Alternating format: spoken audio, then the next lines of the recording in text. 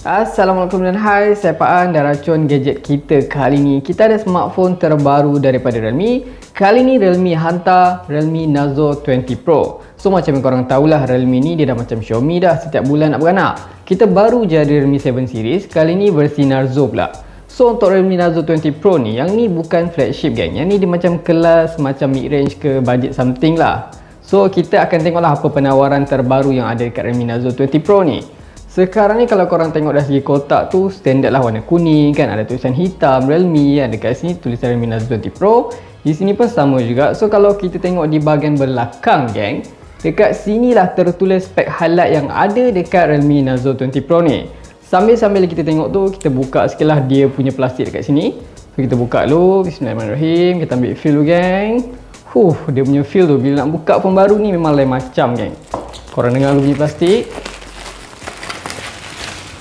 Alright, so dekat sini kalau korang perasan, dia punya features highlight tu yang pertama, dia ada 65W super dark charge dan bateri dia tu 4500 mAh. Yang mana dengan kekuatan kelajuan 65W ni tak sampai sejam lah, biasanya dalam 40 minit dah full charge, memang sangat laju. Next, dia ada chipset Helio G95, which is ini adalah chipset gaming processor daripada MediaTek, yang mana chipset ni sama macam Realme 7 geng. Kita dah tahu dah performance dia macam mana, nanti saya akan inform lah kat korang. Next, features yang ketiga yang highlight dia tu, dia ada 90Hz ultra smooth display. Okey, agak menarik lah. Sekarang ni memang smartphone mid-range dah banyak lah pakai dia punya refresh rate yang tinggi. Dan terakhir dekat sini, dia ada kamera utamanya tu sebesar 48MP dan dia menggunakan konfigurasi quad kamera. So kalau tengok balik dekat spek highlight ni, apa yang saya boleh simpulkan, dia ni sama lebih kurang macam spek yang ada dekat Realme 7 kita di sini tau. So kejap lagi kita tengoklah macam mana rupa phone ni guys. So untuk variasi yang saya dapat ni 8GB RAM dan 128GB, which is ini adalah konfigurasi paling tinggi lah untuk Realme Narzo 20 Pro ni. So untuk warna dekat sini kita dapat white night. Warna dia, nama dia macam pahlawan macam tu kan. So sekarang ni kita cuba tengok apa yang ada dalam kotak sekarang. Once saya buka je kotak dekat sini, first apa dulu yang jumpa? Biasanya kita akan ada jumpa satu lagi kotak kecil lah, standard. Yes, betul, dekat sini dia ada tulis, hey, welcome to Realme family. So bila kita buka je kotak kecil ni, dalam ni pun korang akan dapat dia punya quick guide dekat sini. Lepas tu ada dapat Realme something information guide, dan korang akan juga dapat casing silikon yang transparent. At least boleh protect phone korang daripada bercalar. Next dekat sini, inilah main event kita, smartphone kita, Realme Narzo 20 Pro geng. So ini adalah phone dia. Lepas ni kita tengok macam mana. Kita letak dulu, kita habiskan dulu lah isi kotak apa yang ada. Next ada macam satu lagi plastik. Lepas tu dekat sini kita dapat kabel pengecasan. Dekat sini warna dia tu warna putih. Port tu dekat sini korang boleh tengok dia pakai USB-A to USB-C macam ni, standard. Lepas tu dia ada macam esen kuning sikit lah, nampak menarik kan. Okay, tak apa, nice. So next lagi kita akan dapat juga SIM tool ejector untuk buka SIM dekat sini macam biasa. Dan terakhir geng, ini yang paling best geng, kita dapat super dark 65W charge memang padu. Dan benda ni tak dijual berasingan, dia bagi sekali dalam kotak. Tahniah lah geng. Alright, so sekarang ni kita letak tepi dulu. Kita cuba tengok kita punya phone kita dekat sini geng. Sekarang ni kita cuba buka dulu plastik dia tu. Alright, cuma ni kita buka dulu geng. Bismillahirrahmanirrahim. Nice, korang nampak tak dekat sini? Kita ada Realme Narzo 20 Pro. So dekat sini geng, bila saya tengok rupa belakang dia ni, apa yang saya boleh simpulkan dekat korang, kalau kita ambil pula Realme 7, kita tengok secara sebelah menyebelah macam ni, rasanya design belakang Realme Narzo 20 Pro ni dia macam saling tak tumpah lah dengan Realme 7. Cuma dia punya special, dia punya beza dekat sini kan, dia punya macam efek tu lah, fancy effect dekat Realme Narzo Pro ni, dia macam ada bentuk V macam tu. Kalau yang ni dia macam standard macam tu je, korang boleh tengok. Kalau Realme 7 ni standard je. So dia punya ukuran size pun nampaknya lebih kurang, tak ada beza dekat sini. Spek pun lebih kurang kan. So dekat sini untuk Realme Narzo 20 Pro ni ada tulis Narzo, kalau Realme ada tulis Realme.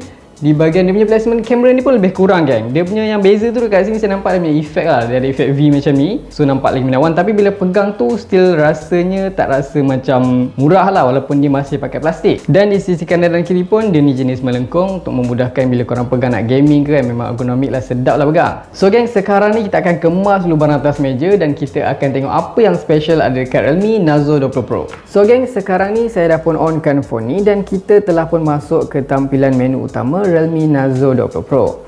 So bila saya belik-belik sikit kan, saya tengok dia punya icon kan, dia punya drawer, dia punya UI, tampilan dia ni memang standard macam for Realme lah geng, sebab dia masih menjalankan Android 10 dengan antara muka Realme UI versi 1.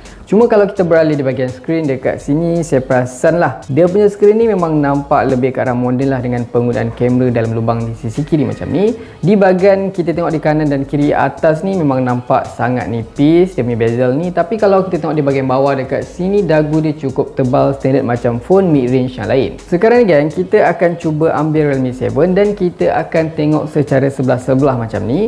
Kalau korang tak tahulah Realme Nazo dekat sini, korang memang tak akan perasan lah, sebab kedua-dua phone ni memang dia punya rekaan skrin tu memang nampak sama.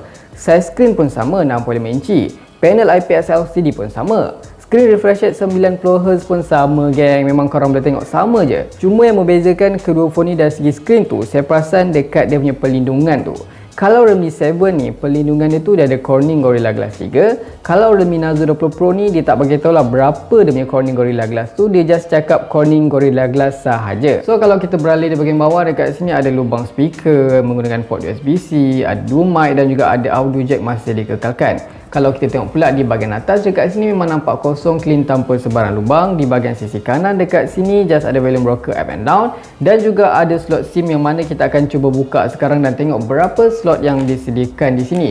Kalau kita tarik slot ni, korang boleh nampak yang dia menggunakan 3 slot dan 1 memory card tambahan. Korang boleh bubuh juga, walaupun phone ni internalnya dah besar, tapi korang masih boleh tambah lagi dia punya memory card memang terbaik. Di sisi kiri dekat sini just ada power button yang mana rumah kepada fingerprint scanner. Kita cuba test sikit tengok laju tak laju. Korang boleh tengok lah macam ni sekarang. No back, kelajuan dia tu memang standard lah, memang agak laju dan accurate terbaik dekat sini geng. So sekarang ni kita cuba tengok dari segi spek sikit apa yang ditawarkan dekat Realme Nazo 20 Pro. Skrinnya bersaiz 6.5 inci menggunakan panel IPS LCD Full HD+, 90Hz Ultra Smooth Display. Manakala dari segi dia punya chipset menggunakan MediaTek Helio G95, dia ada RAM sebesar 8GB dengan LPDDR4X dual channel, dan ROM dia tu sebesar 128GB berasaskan UFS 2.1. Ada juga carbon fiber cooling system terbina untuk sejukkan phone ni untuk penggunaan game yang lama. Untuk kamera dekat sini dia ada 4 kamera. Kamera utama sebesar 48MP, ada juga 8MP ultra wide dan 2MP black and white, dan juga 2MP macro lens. Untuk kamera selfie sebesar 16MP saja. Dari segi bateri memang besar, 4500mAh dengan sokongan pengecasan pantas 65W Super Dutch Charge. So guys, sekarang ni kita akan cuba tengok di bahagian setting apa yang baru dekat sini. Kalau kita masuk di bahagian display, first kali macam biasalah korang dibekalkan dengan features dark mode, ada juga adaptive sleep, ada 3 screen color temperature. Untuk refresh rate dekat sini, korang ada juga option untuk tukar kepada 60 ataupun 90. Tapi kalau korang tak tahu nak pilih mana satu, korang biar je lah auto select. Nanti dia akan pilih refresh rate tu depend pada konten yang korang tengah guna sekarang. Next ada OC Visual Effect. Dan kalau kita keluar, kita cuba tengok dekat sini apa lagi yang ada. Untuk buka screen phone ni ada 3 pilihan lah. Sama ada korang nak guna fingerprint yang tertanam di bahagian power ni, ataupun guna face unlock ataupun password macam biasa. Next, kalau kita masuk di convenience tool dekat sini, yes ada navigation button. Kalau korang nak nampak lebih terkini, lebih nice tu, korang boleh pakai swipe gesture both side macam ni, standard lah. So untuk bahagian bateri dekat sini, kita tahu phone ni dibekalkan dengan 4500mAh. Tapi kalau korang nak lamakan lagi ketahanan bateri tu, korang boleh pilih super power saving mode lah dekat sini. Tapi korang punya kegunaan harian tu dia akan limited lah. Dan kita cuba masuk juga di bahagian additional setting. Dekat sini kita masuk di bahagian storage, dan korang boleh tengok sistem makan lebih kurang 15GB lah. So total ada 128GB. Ada juga screen recording dekat sini. Korang boleh record menggunakan sistem sound ataupun record menggunakan mikrofon. Kalau kita bercakap dari segi kamera dekat sini, korang pun tahulah kalau phone ni dibekalkan dengan 4 kamera di bahagian belakang. Sekarang ni saya akan cuba ambil Realme 7 dan kita akan cuba compare secara sebelah-sebelah macam ni. Korang pun nampak lah kalau kita compare macam ni, korang tengok lah kalau phone ni dia punya placement kamera pun sama, kamera jenis petak memanjang pun sama, dia ada 4 kamera pun sama. Cuma yang membezakan dekat sini, saya perasan kalau Realme 7 ni ada 64MP, kalau Realme Nazo ni ada 48MP saja. Tapi yang saya perasan dekat sini, kalau korang tengok dari segi bump kamera, Realme 7 nampak lebih bump dia tu lebih tebal berbanding Realme Nazo 20 Pro dekat sini. Sekarang ni kita cuba masuk pula di bahagian aplikasi kamera lah. Kita nak tengok apa yang baru dekat sini. Sekarang ni kalau kita masuk dekat kamera, korang boleh tengok sendiri. Dia punya UI tu standard macam for Realme, sama, memang friendly user, mudah digunakan. Dia juga ada dekat sini, ada wide angle, ada zoom kan, ada digital zoom, boleh zoom lagi jauh dekat sini.